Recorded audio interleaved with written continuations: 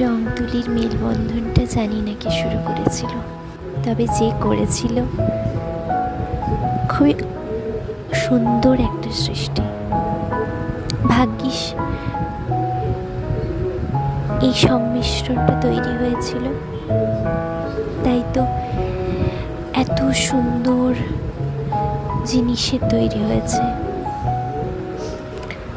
প্রকৃতি ছবিতে স্থান পেয়েছে, মানুষের রাগ, দুঃখ, অভিমান, বিভিন্ন অনুভূতিও স্থান পেয়েছে। আরো কত কি। এই রং তুলির মাধ্যমে মানুষের মনের ভাব প্রকাশ হয়। কি সুন্দর, অদ্ভুত রকমের সৃষ্টি, তাই না? যাই হোক, এত কবিতা আসে না আমার, আমি কবিও নই, কিন্তু ওই একটু একটু কবিতা বলতে পারি। আমারও খুব ভালো লাগে ছবি আঁকতে। সেভাবে শেখা হয়নি, তবে ভালো লাগে। নিজের সাথে যোগসূত্র খুঁজে পাই। আমার বাড়ির দেওয়ালটা কেমন রং উঠে গেছিল, দেখো সাদা সাদা হয়ে গেছিল, তাই মনে খুব কষ্ট হচ্ছিল। আর ভাবলাম এটাকে একটা সুন্দর রূপ দেওয়া যাক।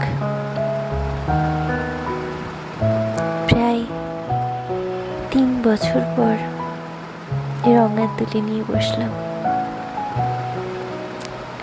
চেষ্টা করেছিলাম অন্য কিছু আঁকতে, কিন্তু আঁকতে আঁকতে ওই রং উঠে যাওয়া জায়গাটা ভরতে যে একটা অন্য ছবির সৃষ্টি হলো।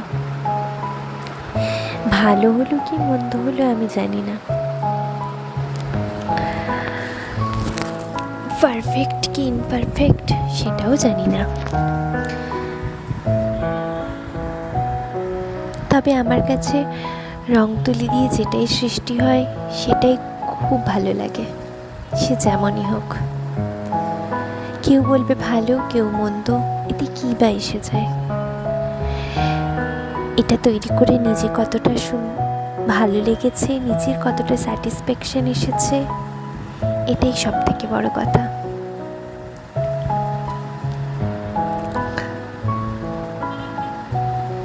প্রকৃতি যেমন সুন্দর, এই রং তুলিও খুব সুন্দর, একদম একে অপরের সঙ্গে মিলেমিশে আছে।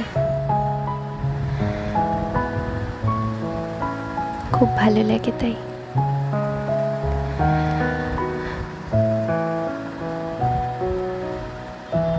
আমি ব্রততী, এটা আমার একটা সূক্ষ্ম চেষ্টা।